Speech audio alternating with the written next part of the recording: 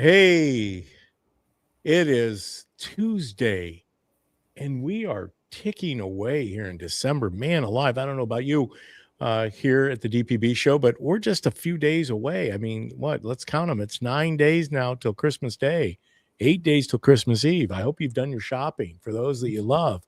Uh, yours truly is he's not waiting this year. DPB will be out shopping earlier than Christmas Eve. It's a commitment I made to myself. It's the best I can do, um, which is usually a lot sooner than, as I just mentioned, that I get out and do it. But I hope you're out there. I hope that you're getting out. You're enjoying this time of the year. It is the most wonderful time of the year. Contrary to everything else, the show today, something to be inspired about. If you saw the thumbnail, it is a wonderful life. And I want to talk about that because we live in the land of not make believe, but the land of freedom, the land of just exceptionalism. Despite all of the crazy, we still live in the greatest country on the face of the earth. Hey, appreciate you guys joining me. Obviously, still waiting around for Mrs. Producer. Mrs. Producer, are you somewhere out there? I know that she'll be jumping on. She's been busy preparing and making cookies. Mrs. Producer will have a cookie exchange at our subdivision with our homeowners association. I asked Mrs. Producer about the cookie exchange, and she said that no men are allowed. And I said, well, I'm filing a lawsuit. I mean, how dare them? I can't be at the cookie exchange. How am I supposed to eat cookies? I love cookies. I love cookie exchanges. I'm hoping Mrs. Producer picks the the best cookies because that's what I would go for. I'd kind of evaluate that. You guys probably do the same thing with your Christmas cookies. I hope you're making Christmas cookies. I hope that you're enjoying this season of light, this season of peace, and of course, let's all get right to let's cut right to the chase. And all have an understanding of where DPB stands. Peace equals Jesus. Peace, we can't have peace without Jesus. That is the nativity. That is what we're celebrating at Christmas, the Christ Mass. That's what this season is about. And there's a reason that we are elevated at this time, because without Jesus, where would any of us be? So I hope that you understand that. I know that many of you do. It's good to see some of you jumping in the comment section already. It's this is going to be a couple weeks, or not even a couple weeks. Let's see. So if we do Thursday's show here on the 18th, then quickly advance to the 23rd show. Thursday, we won't be doing the show. That's Christmas Day. So, wow, we only have 3 shows left. So let's give us something to be inspired about. I know many of you probably are wondering, how's DPB and Chris Haig, who I'm going to jump on the screen here, or put on the screen here in a quick second on stage, how are they going to handle some of the things that are going on, especially in light of wrapping up the end of the year, looking at where we currently stand after a year, or not quite a year presidency, but not even quite a year, just 20 days short of a full year. But obviously we're also a few days short of ending the year. But how are they going to cover what is in the news cycle now? And I know many of you had heard about Trump's infamous, I should say, truth that he put out on his Truth Social page in regards to the tragedy and the tragic death of Rob Reiner and his wife, Michelle. They just did make a statement from the district attorney's office in Los Angeles. They have detained, I should say, not retained, detained the Reiner son, Nick. He is being held without bail. They have put forth the charges, definitely first-degree murder, based on whatever evidence they have. I don't know how they found the scene of the crime, but they also were quickly able to arrest him as the prime suspect. and he will be arraigned after going through a series of mental health screenings and physical screenings to make sure that he is capable of standing up in a courtroom and obviously being read the charges against him and asking for his plea. He will either plead guilty or not guilty.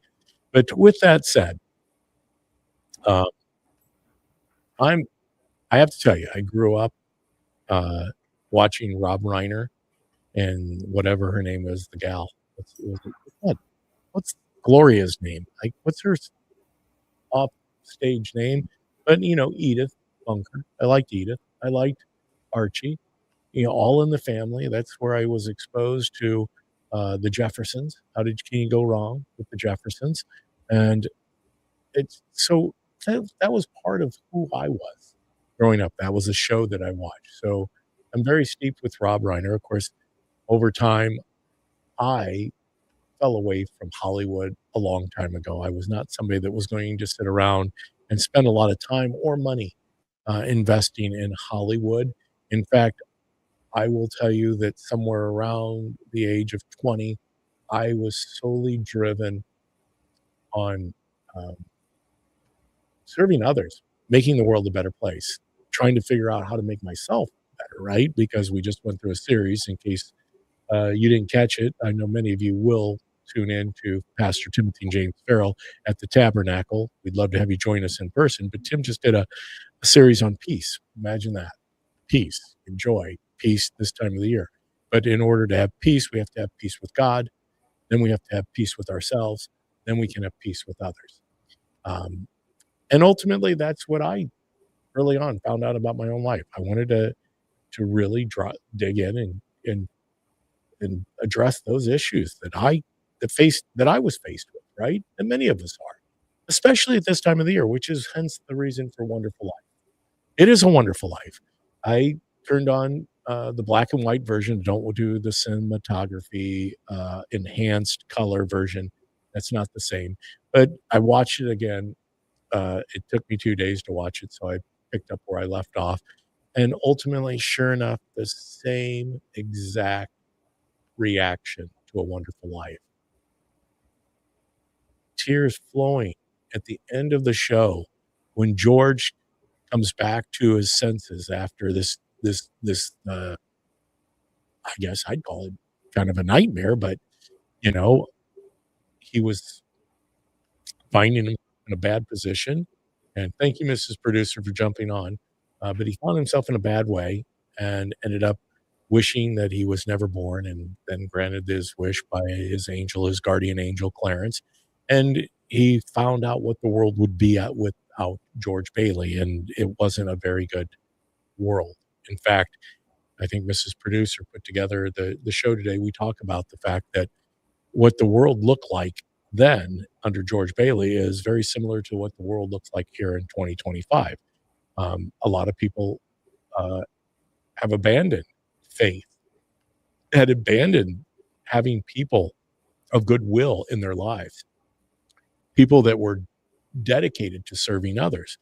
Well, sure enough, by the end of the movie, George Bailey is his name. I'm sure you're aware of that with Sally Struthers. Thank you, Wanda. Sally Struthers. I almost forgot it. Gloria was Sally Struthers.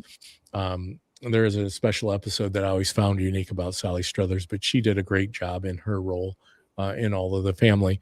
But so George comes back to reality, realizes that it's better to be here serving others, and the impact he had because of his life.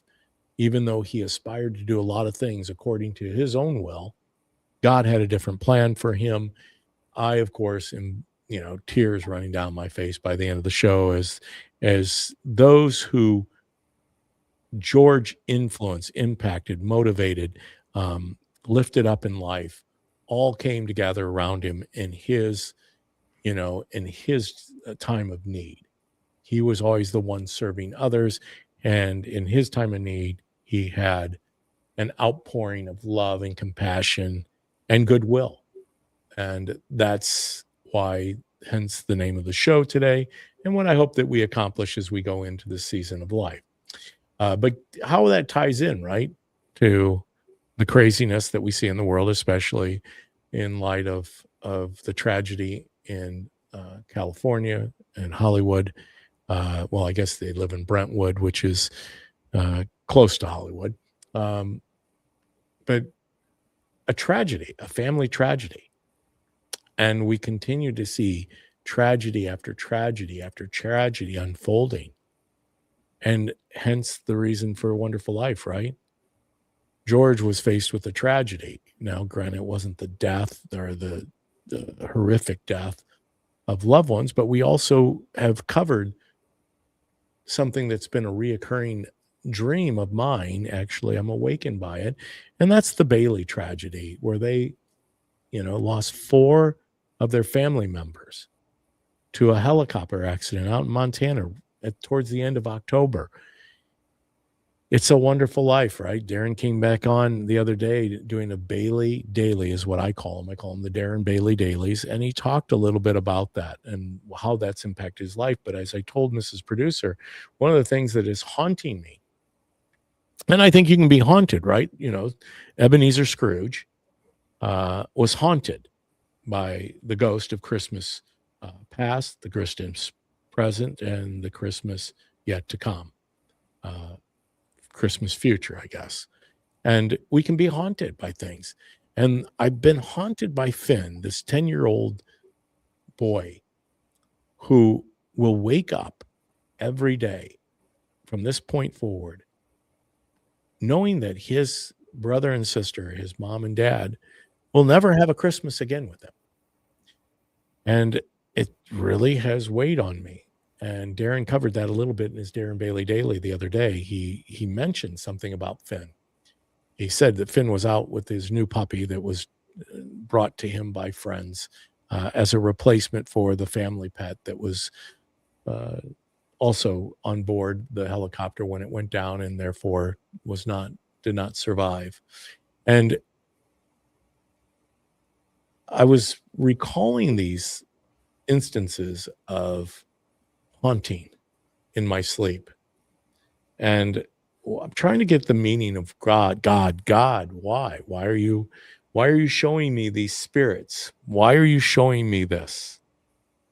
And it came full circle today, I think. And I will get this back to don't worry, I'm not that far off the train track yet. Say, Chris is getting chucked out of that.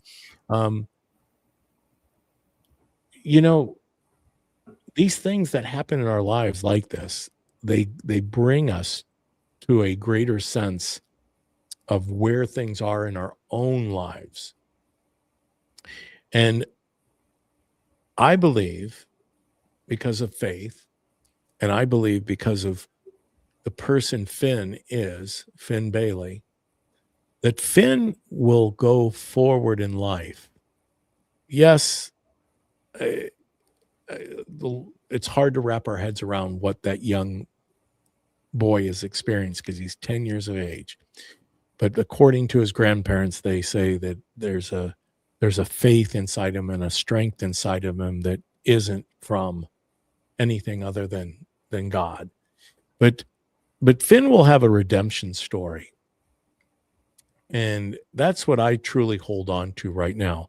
As all of us during this season will have a redemption story. And even in the midst of tragedy, like the Baileys or like the Reiner family, there is peace. And tomorrow there's going to be another tragedy. And the following day there'll be a tragedy. And the following day another tragedy. And it'll go on. Because we are living in a fallen world with fallen people who struggle with so much. It's sin is what they struggle with. It's pretty clear, whether it's addiction or anger or obsessive compulsive disorder, whatever the sin is. And yes, I did call obsessive compulsive disorder is a sin. It just, you can't mince it anywhere. Is it mental illness? Yes. Do we need drugs to overcome it? Well, Chris and I were talking that before the show. Are the drugs necessarily working? I don't know. But I know at the root of it, something is continuing to perpetuate these tragedies day in, day out. You know what happened in Australia? I mean, they're not going to stop. But we can be inspired because there is redemption, and it only comes through the light of the world, the peace that surpasses all understanding, a peace that is, is Jesus. I love that saying, no, N-O, Jesus, no peace. No, K-N-O-W, Jesus, no peace. And even in the midst of any event, circumstance, or anything going on, we can know that peace. Okay. So let me tie this back in because I want to get this video and then get Chris on here. There is a lot of scuttlebutt about Truth Social post of Donald Trump. Donald Trump came out and said it's a sad day in the Reiner family. That's the truth. He went on to explain a little bit about his life with Rob Reiner. He said he was a good actor. He was a good director. Unfortunately, he fell off the way. And does that mean that he said, gosh, he should be murdered for that? No, he never said that. He just was, and let's be clear on something, because I was explaining this a little bit to Chris before the show. Donald Trump does not sit at a keyboard and type out his true social messages. Donald Trump has plenty of staff around him. In particular, there's one young lady that does all of his social media posting. And how she does that is she basically says, okay, what do we want to go with right now? This is kind of out there. And I'm sure she probably alluded to the horrific tragedy of the double murder of the Reiner family. What do you want to say? And he said, and he just casually, like, I'm sitting here talking to you, you're talking to me, and you're commenting. He probably said something to the effect, hold on, I got to shut my phone down. It's vibrating. He probably said something to the effect, that's really sad. And we all could say that. It's really sad. And tragic. The guy really beat up on me a lot. He definitely was somebody that suffered from Trump derangement. I'm sure that impacted a lot of people who were around him. Of course, I don't know if Trump knew at that time when he posted that it was his son. He probably did. Probably impacted a lot of people. The guy definitely struggled with that, but it was probably the downfall of his happiness, his peace in life. Because I don't know. I know that Rob Reiner professes to be a Jew. I don't know if he practices Judaism, but I know him to be a Jew. So I don't know where he's at in his relationship of what eternal life. Rob Reiner and Michelle Reiner unequivocally are spending eternal life somewhere. That I'm not here to discuss. I don't know. Don't want to know. Don't profess to know. That's between God and Rob and Michelle Reiner. However, one of the things I do want to make sure clear is that Trump's just saying, he's speaking. This is the reality of it. And then she says, is there anything else? And he says, you know what? I just hope they rest in peace. I really do. I hope they have peace. That is the essence of what we just said. Peace. I hope none of us listening to the DPB show have to ever encounter or be faced with the tragedy like the Bailey family or the tragedy like the Reiner family, because it happens all too often, unfortunately. But for the most part, it doesn't really happen all too often. There's a lot of people in the world, a lot of confusion, a lot of corruption, a lot of crime. You would think, based on where we're at today, there'd be a lot more. And there is. Believe me, I've got a Tom Homan video that I'm going to show you here in a minute that I think we need to see, where he talks a little bit about President Donald J. Trump. But this one impacted me more than anything, and this is the one I really want to share. And there's Chris. Chris, give away a bit because I'm going to the full thing. Well, too late, Chris.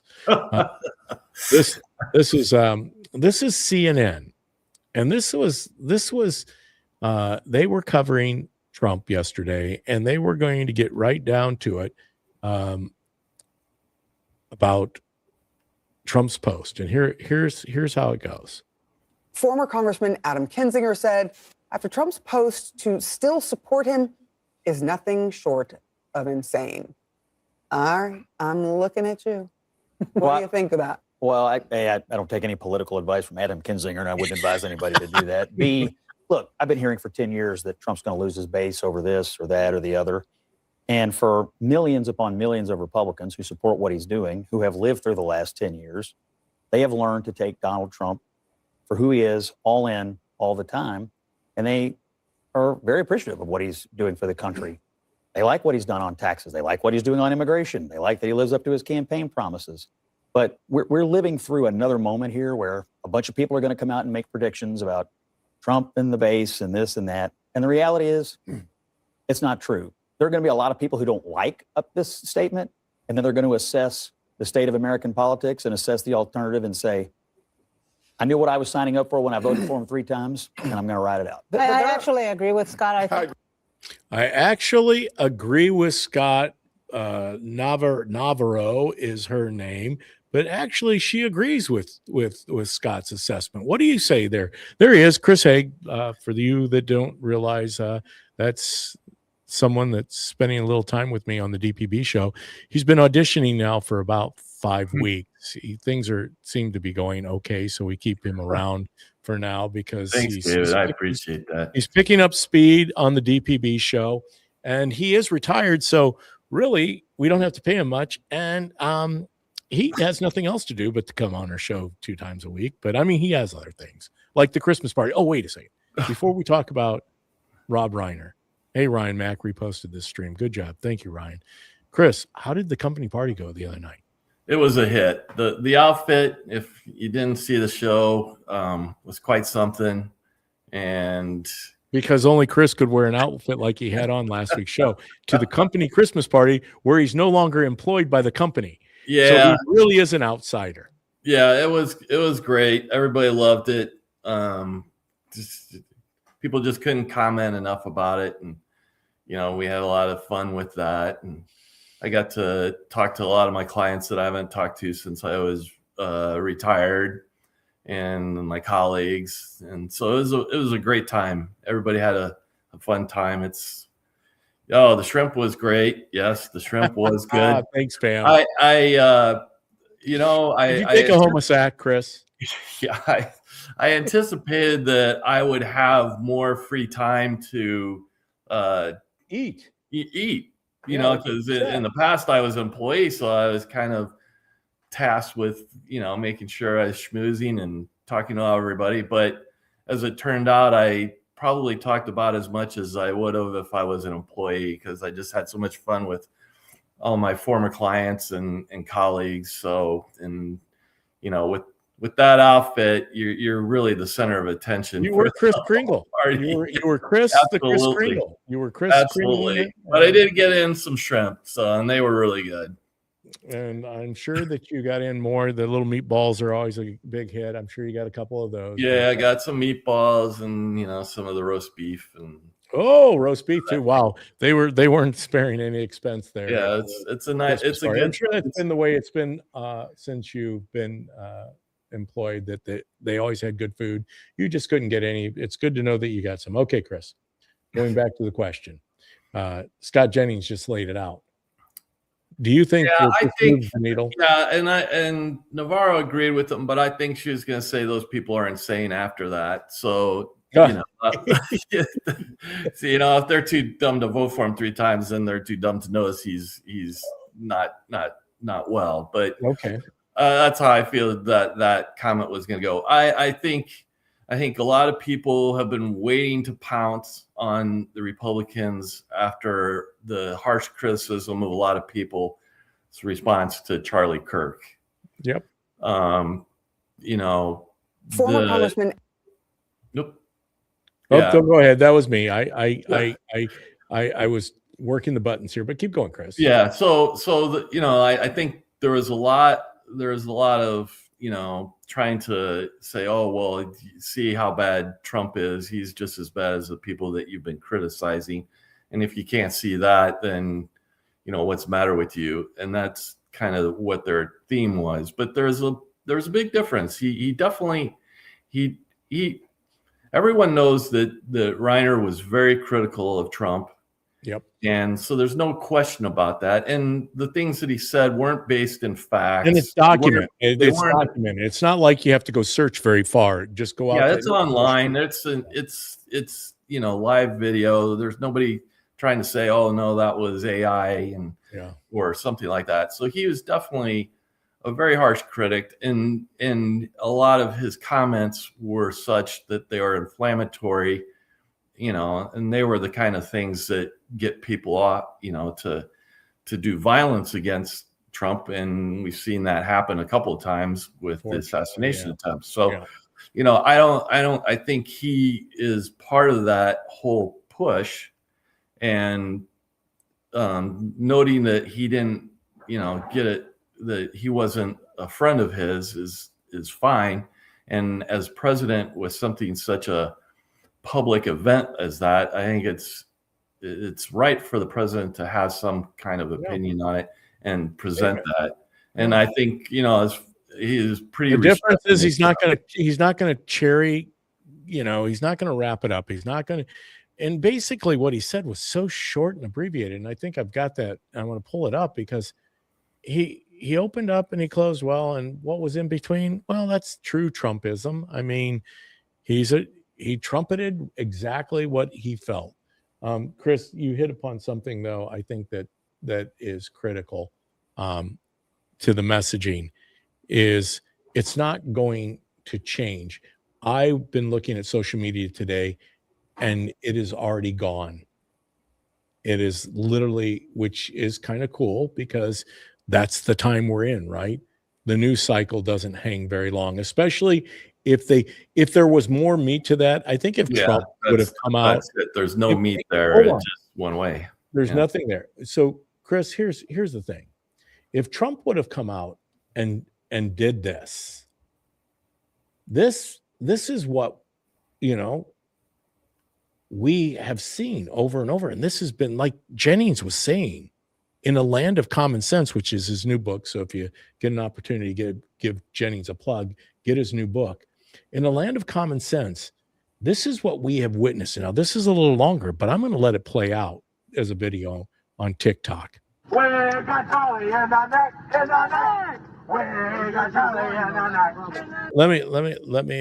me pause for a second.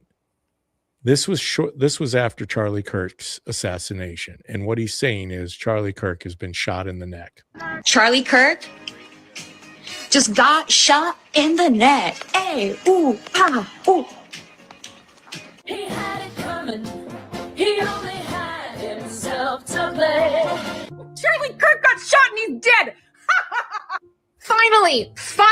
Thank you. Can we keep this up? Charlie Kirk was a fucking Nazi. He was a fucking Nazi. And you know what kind of Nazi is the best Nazi? A dead one. Thank God that shit stain of a person is no longer in this world. Bad people should not be in this world. Shot right in the voice box. I might be 1% less atheist today. I don't care that he was a person. He wasn't to me. He was a Nazi. I think he's better off gone. So fucking be it. This is so bad. Shut the fuck up. Thoughts and prayers. Rest in smoke, Charlie Kirk. Popped for talking outside of his neck. Whoop-de-doo! Eye for an eye, bitch.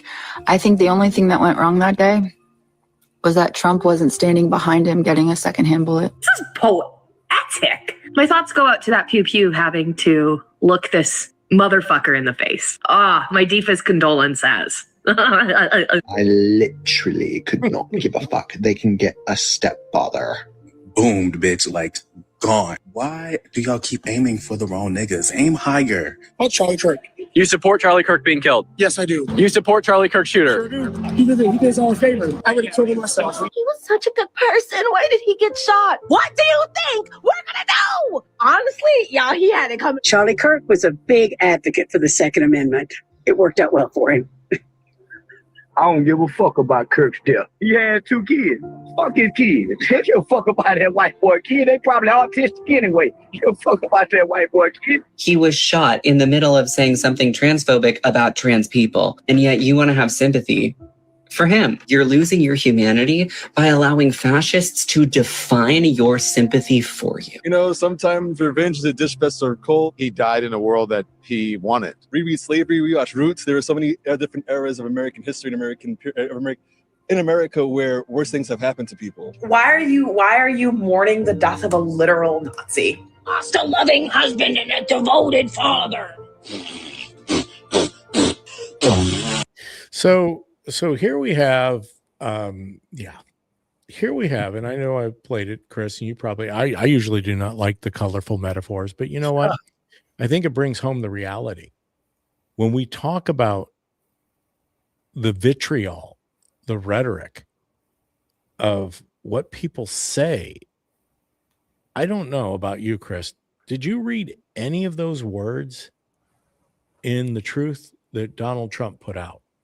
No, but when I watched that, it reminded me of how Rush Limbaugh used to describe it as the never-ending parade of human debris. Yeah, and that pretty much summed up those people. I mean, I can't imagine any one of them having any significant type of job and then complaining that they're not having the materialistic things that they all think they deserve. You just, you know, how many face tattoos and, you know, are going to get hired at a, you know, 6-figure job? I don't think very many, unless you're an entertainer. Well, and also, and I'm trying to find it, but I don't think I have it. I'd have to go search for it. But, you know, you just brought up Rush's name. Rush, the quintessential spokesperson for the conservative way of life, the godfather, the founder of conservative talk radio. You know, he was berated by Rob Reiner and called similar types of names the day after his death. And not to say it warrants it. You know, I know a lot of people are going to say, whataboutism. It's not whataboutism. What I'm trying to do is point out how you elevate a simple truth from Donald Trump, who, as Jenny said, you're not going to change the mind of the people that are already in with Trump. Yes, I've seen plenty of people who were never Trumpers. Now they'll profess that they're on board with Trump, but no, they're not, because they're not on board with Trump. I mean, they might have voted for Trump. They might have voted for him 3 times, but they're still out there hanging on to this idealistic view that you, Chris, as you just mentioned, can bring these people, and I say these people that were on that video, back. We can't. Jesus can. Those people can have redemption, just like I talked about earlier. But it's not going to happen without them taking a step towards God.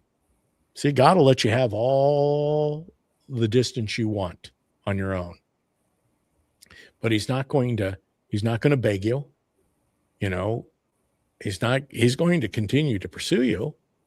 But ultimately, it's up to you to take a step towards him, and to humble yourself and to get down on your knees and to pray. I did want to bring up this video, make sure I've got it loaded up. I do, because here's something that's reality that's going on, and it's something to be inspired about, as the show is entitled, because I think there's so much. The Wonderful Life is definitely Go out. I hope you watch it. Also watch Santa Claus is Coming to Town. Don't forget Rudolph the Red-Nosed Reindeer. Some of those animated shows that I got to watch when I was a kid, I still go back and watch them. I have to. It just reminds me of the goodness and the wholeness of this world, which still somewhat existed without all of this vitriol, all this craziness. And granted, you're never going to escape it. I'd love it if we could. But the Bible that I read says, no, yes, the best is yet to come, but that's the second coming. Christ came, his birth. That's what we memorialize. That's what we realize during the Christmas holiday season. But really, this Advent season is the anticipation of the second coming, not the first coming, because the first coming's already happened. And one day, all of this, there will be no more tears, no more sorrows, no more pain, no more double murders of parents by their children, no more helicopter accidents, no more homelessness, no more child trafficking, which is the best segue I can give to this video. This was at the White House yesterday. So just after the tweet, here we have Tom Homan talking about the Mexican border and where things stand. Oops, wrong button. There we go. You know, it's always an honor for me to be in the Oval Office with the greatest president of my lifetime. Yes, I said it, and I meant it. You know, I just got home last night. I toured the border in California, Arizona, and Texas. I did it in a four-wheel drive. I did it on the river. I did it from the air. Hundreds upon hundreds of miles of border. I didn't see one illegal alien. Not a single one. I've done this since 1984. I worked for 6 different presidents. No one's done more than President Trump. What he has done is give us the most secure border in the history of this nation. Hard stop. I went to hundreds of miles of border and didn't see one illegal alien. Incredible, considering the Biden administration, we had 10, 12,000 a day, most released in the United States. I'm proud to be with these patriots behind me. I'm already proud to be in the Oval Office of the President, but being with these heroes, I met some of these soldiers down on the border. And actually, a shout out to Fort Drum, New York. We got some 10th Mountain Division here. So Elise Stefanik, Claudia Tennant, we all love Fort Drum and the 10th Mountain. So look, this is a game changer. I want to make something perfectly clear. Because we get attacked all the time being inhumane. The Biden administration is much more humane. It's a bunch of crap. Because there's been studies done that 31% of women that make that journey through the cartels get sexually assaulted. They get raped. And not just the women, children too. I've done numerous investigations in that. Sex trafficking was at historic highs with that open border. Fentanyl, historic highs that killed 250,000 Americans. No inspector terrorists that came across the border. Record, historic. What happened under the Biden administration was the most inhumane thing I've seen in my lifetime. Now that the border is 96% decline, 96% less people are coming, how many women aren't being raped?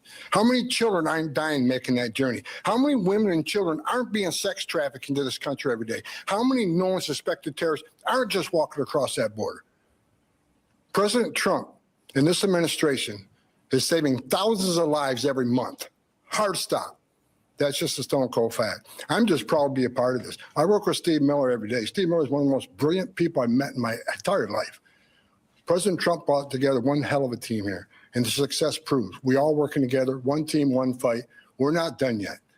We're going to keep going, and I guarantee you we can continue saving thousands and thousands of lives. Secure border means strong national security. Secure border saves lives. Thank you. Now we talk about a wonderful life, Chris. I mean, can you even believe and fathom, because we don't hear it enough, because the loony left, those that want to perpetuate the craziness of that video I played with the killing of Charlie Kirk, they don't want to talk about the tragedies of child trafficking, of rape of women, of the open border and everything that went with that.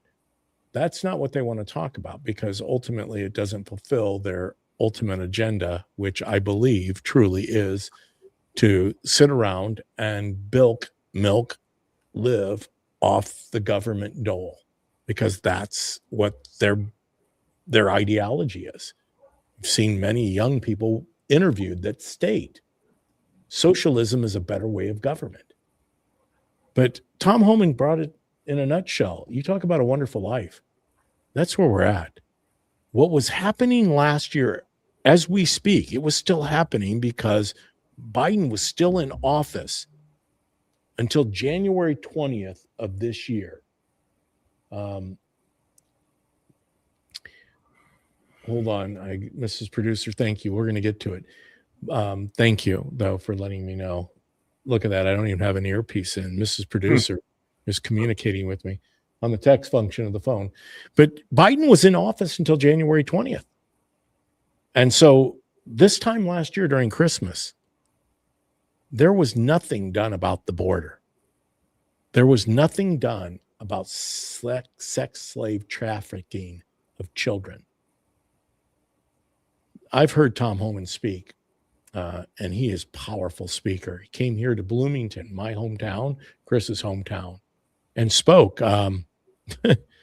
This was in 20, Mrs. Producer, when was it? I just drew a blank. I think it was in 2023, ahead of, it was in 23. So it was after the gubernatorial race, and it was in 23. So ahead of the primary. He came actually in the spring of 23, so well ahead of the primary 24. And he spoke about the fact that he would not continue to work in an administration that wasn't under Trump. He believed that much in what Donald Trump did in his first tenure.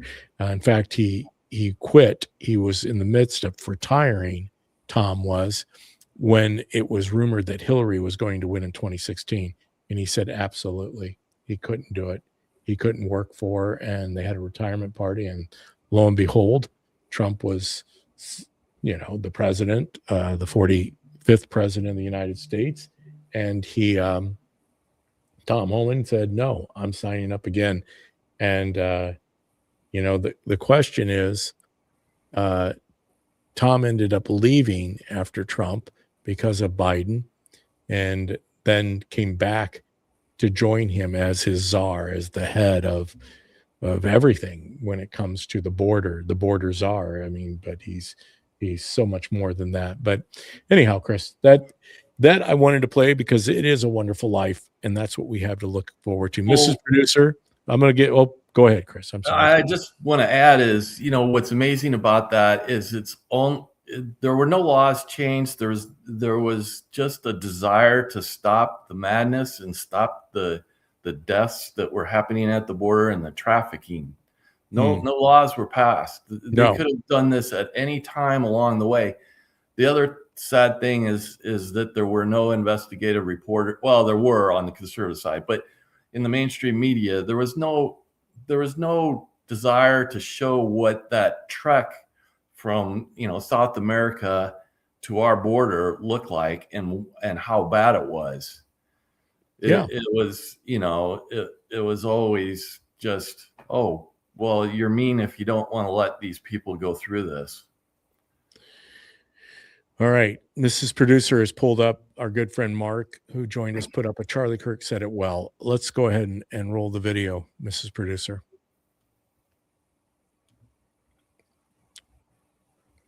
Am I adding it? I added it to stage. Or no, you're adding it to stage.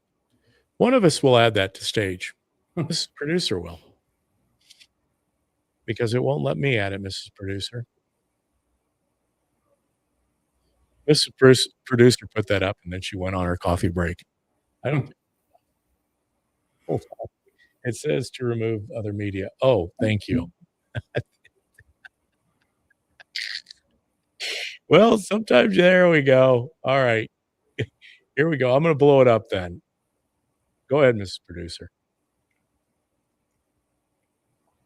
Policies, it's undeniable that at best he's the most morally corrupt president in modern history. My question is, how do you reconcile your support for him with his character? Easily. Let's start with one core way to judge a politician on morals: doing what you said you're going to do.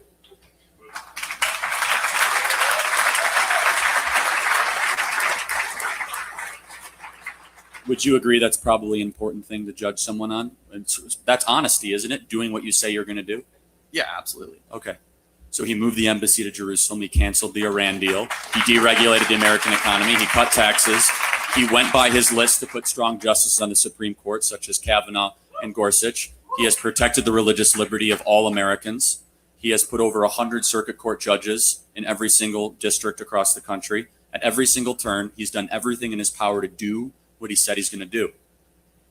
I'm really worried that too many people are virtue signaling in a very strange way, as we're all very flawed beings.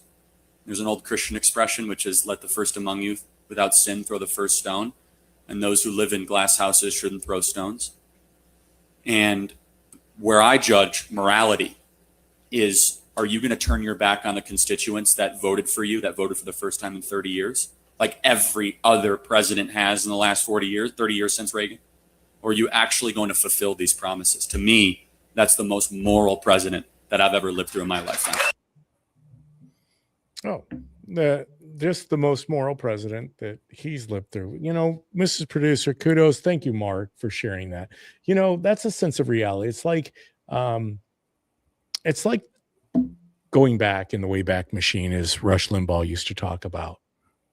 You know, I love talking about Rush, but now I love talking about Charlie Kirk. Thank you, Mark. Thank you for pulling that up and bringing it forward. Mrs. Producer, thanks for notifying me, because in light of what took place just 2 days ago, I guess 2 days ago, yeah, it was Sunday evening. It's Monday, Sunday evening, which gets us close to the 3rd anniversary of Charlie Kirk.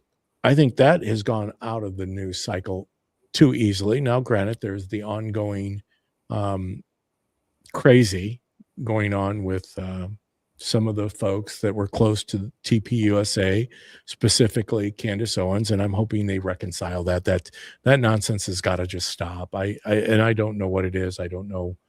I don't pretend to know. I'm not going to do a show on Candace Owens or Erica Kirk. I think Erica Kirk said it well when she forgave her husband's assassin within days after he killed him. But one of the things that was really resonating, Chris, through that video was we have an opportunity to realize Charlie Kirk, if the second coming doesn't happen here in the next few years, would have been the next president, one of the next candidates for president of the United States of America. I firmly believe that. I firmly believe that Charlie Kirk, there would be no other person. I mean, and to think about the fact of where he came from and how he raised such awareness throughout this country about taking it to college campuses where he didn't even graduate from college. He chose a different path, which shows, once again, a lot of young people that there's other ways to go. He has created a movement, which I know is going to continue, but that video, what a powerful video, really succinctly encapsulating everything. How do I judge the morality of a person? They do what they say they're going to do. And Trump has done that. Now, it might not be something that people appreciate, but Tom Homan believes that, because Tom Homan witnessed fathers holding their young children where they have suffocated to death in a cargo container where they didn't have ample air. He witnessed that firsthand. We know the horrors of child trafficking, human trafficking, open borders, and everything that goes with it. But Chris, thank you for bringing that to a point that there were no laws changed. This inept Congress didn't change anything. Trump did that. Well, and talk about moral. What's more moral than trying to stop all these wars that are going on? Where, when you look at the casualty numbers in the Ukraine-Russia conflict, millions of people's lives being destroyed, not to mention, all the innocent citizens and the, just the economic havoc of it all. I mean, that he's so focused on that is what a moral person would do. The immoral person would say, oh, well, we're getting an advantage. We're weakening Russia. Let's just keep this war going forever. And our buddies in the military industrial complex are making money. They're happy. They're giving us money. Let's just keep this thing rolling. That's immoral. Yes. That's where you're immoral.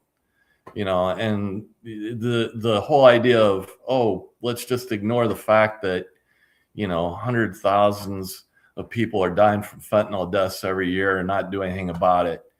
That's immoral. That's immoral. That's immoral. So when you look at those things, all you can say is those are moral. And the other thing that just drives me nuts about that video is those kids that go up to the microphone and make those, platitudes with absolutely nothing to back it up. They don't have well, he's immoral because X, Y, or Z. At least then there'd be something, but it's just because he committed a sin. And that's the beautiful thing. But is he still sinning? Because didn't Jesus say that he who without sin casts, or no, that wasn't the case. I'm getting my scripture mixed up.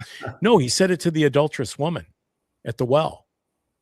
She said, I don't have a husband. He said, you're right. You had 5 husbands, Net of it is he said, go now and sin no more. I guess it was both cases, right? I think he said it to both, not only the woman that was going to get stoned, but the woman at the well, is to go now and sin no more, to live a life. I think you're starting to gather why it is the thumbnail was, It's a Wonderful Life. And yes, it is ruminated in my heart because I watched it. Chris says that his beautiful wife is not necessarily a Wonderful Life fan, but more of A Christmas Story with Chevy Chase, which obviously we saw that demonstrated with Chris's outfit for his Christmas party, and I have actually had an opportunity to go back and play some clips from Todd and Margot on the neighbors to Chevy Chase in the movie. But Wonderful Life, it does play out. Trump is truly living a wonderful life. I mean, if ever we can go back in time and look at a year, Susie Wiles, his chief of staff, said it best. Trump has done more in 1 year than most presidents get accomplished in 8. And unfortunately, like his first term, he's doing it without Congress. Now, granted, we got the big, beautiful bill passed through, and some people would say it's not as beautiful as we think it is, but at least something happened. And I believe there will be a residual effect to the big, beautiful bill. I believe we still have a lot of work. I've never shied away from saying we got an issue of a lot of debt. However, we have potential that's unlimited. They want to mock him saying we're in an A+++++. And I think Kamala had to count that it was 5 pluses. Well, thanks, Kamala. We know that you can at least count to 5, which is good. And I hope, Kamala, please run for office in 2028. Please do that. But it is a wonderful life. We have so much to be inspired about. And we're going to talk more about inspiration as we wrap up this year. And the DPB show, I appreciate all of you. Yes, we've got great people that contribute to our show. And it's always good to see you. Thank you, Mark. That video knocked it out of the park. Sarah, I see you're in there. Pam, always good to have you here. I know that Mrs. Producer got your comments up there. I was trying to focusing on the magical camera that is staring at me without moving down here. But we've got a lot to talk about. We're going to continue talking about inspiration and things that are going on. And yes, J.B. Pritzker is going to sign into law heinous, grievous laws that deal with everything and anything that has to do with destroying people and their lives. But it doesn't mean anything. Donald Trump's going to continue to do what he's doing to try to make the world a better place, to make America great again, to bring more peace treaties to the world.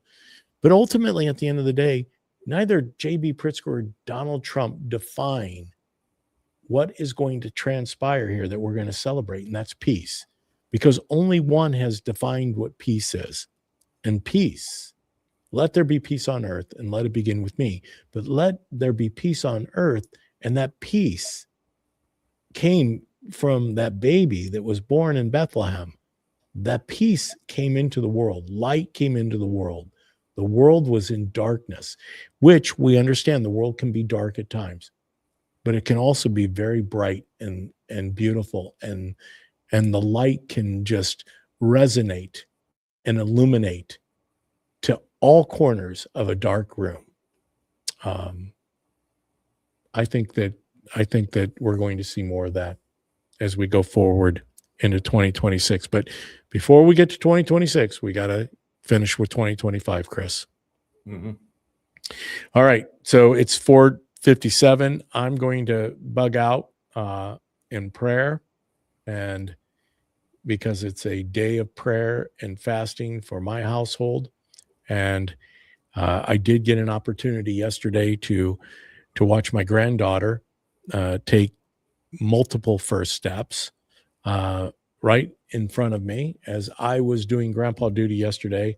I have such precious, once again, it's a wonderful life. If you're feeling down, if you're feeling disappointed about this season, there's so much to appreciate. There's so much life.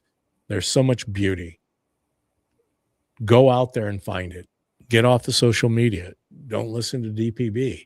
Don't have to go on my show. You can catch it on rerun at some other time.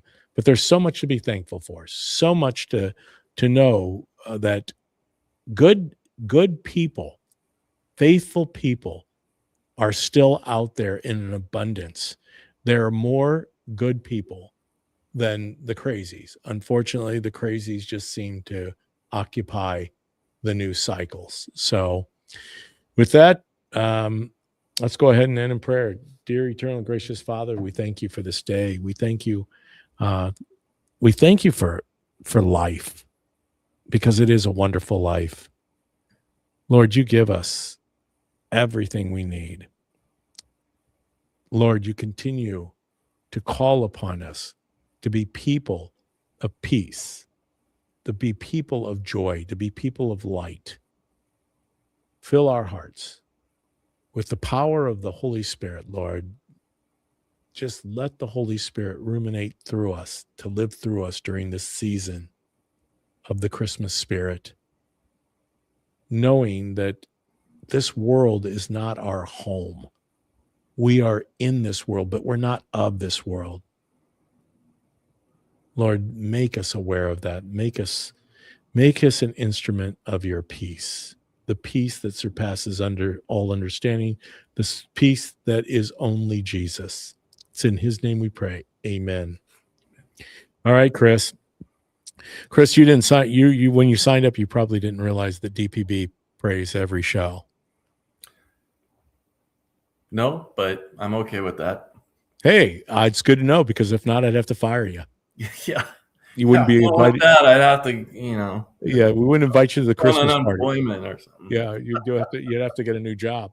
All right. Well, with that, I know I love you, Chris. Do you love him? Yeah, I love him. You gotta love him. But Jesus loves you more. We will be back here in just a short little turn, and we will have, I'm sure, more to inspire you into the new year with here at the DPB show. Once again, I bid you all farewell.